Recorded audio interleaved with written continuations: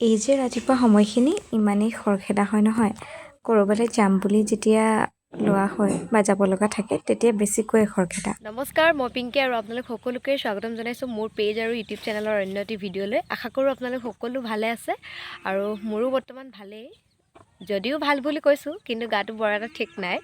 জ্বৰ, কাহ এইসমূহ হৈ আছে আৰু সেয়েহে হয়তো মাতটো শুনি আপোনালোকে অকণমান ধৰিব পাৰিছেই।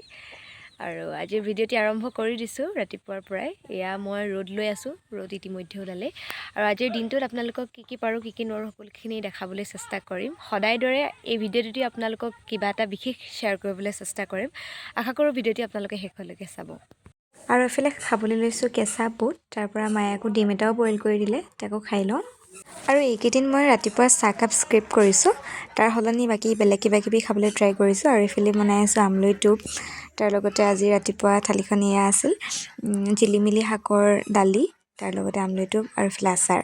আৰু আজিৰ ৰাতিপুৱা সাজ প্ৰায় চিম্পুলেই। ক'ৰবালৈ যাব লগা থাকিলে আচলতে চিম্পুলকৈ খাই গ'লেই মই ভাল পাওঁ। আৰু এয়া আপোনালোকে খায়নে বাৰু তামোল? মোৰ পিছে ভাত খোৱাৰ পিছতে লাগেই দেই। তামোলখন খাই এইফালে ওলাই আহিছোঁ দেউতাই মই। আৰু মৰাণ সোণাৰী সংযোগী পথটিৰ মাজভাগতে এয়া এই ঠাইখিনি পোৱা যায়। আচলতে চাওকচোন, ৰাস্তাটোৰ দুয়োকাষে ধুনীয়াকৈ সেউজীয়া বাগান আৰু এটি নিৰিবিলি পৰিৱেশ।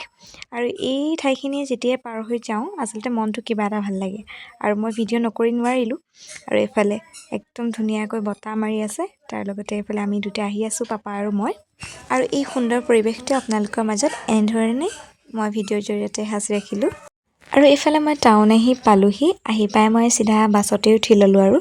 আৰু দেখিছেনে গাইজ, মই এইফালে উইণ্ড' ছিট পাইছোঁ। আৰু ক'ৰবাত যেতিয়া মই ট্ৰেভেল কৰোঁ আৰু তেতিয়াই যদি উইণ্ড' ছিটটো পাওঁ এনেকৈ বাছত, তেতিয়া মোৰ কিবা এটা সেই বাছখনত আহিয়ে ভাল লাগে।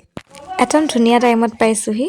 আৰু এইফালে চাওকচোন, বসন্তৰ আগমনে গছ গছনিয়ে প্ৰকৃতিয়ে ইমান ধুনীয়াকৈ কুঁহিপাত ওলাই বসন্তক আদৰিবলৈ সাজু হৈছে। আৰু এইফালে ক্লাছ কৰি মেলি ওলাই এইফালে বস্তু কেইটামানো লৈ ল'লোঁ।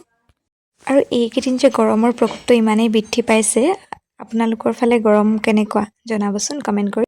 চিকেনৰ ৰেচিপি আপোনালোকৰ লগত শ্বেয়াৰ নকৰোঁ বাৰু। আৰু এয়া আজি আপোনালোকৰ লগত যে বিশেষ কিবা এটা শ্বেয়াৰ কৰিম বুলি কৈছিলোঁ তাকেই।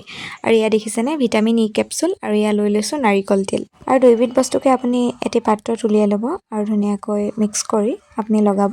আৰু যিসকলৰ স্কিন অইলী তেওঁলোকে নলগাব। আৰু বহুদিনে হ'ল একদমেই আহৰি পোৱা নাই নিজৰ যত্ন ল'বলৈ। আৰু এয়া ভিটামিন ই কেপচুল আৰু অকণমান নাৰিকল তেল এনেদৰে লৈ মুখখন অকণমান মাছাজ কৰি আছোঁ। আৰু এনেধৰণেই মাছাজ কৰি আপুনি ৰাতিটো থৈ দিব। আৰু ৰাতিপুৱা আপুনি ব্যৱহাৰ কৰা ফেচ ৱাছটো দি আপুনি মুখখন ধুনীয়াকৈ ধুই দিব। আৰু এয়াই আছিল আজিৰ ভিডিঅ'টিৰ বিশেষ।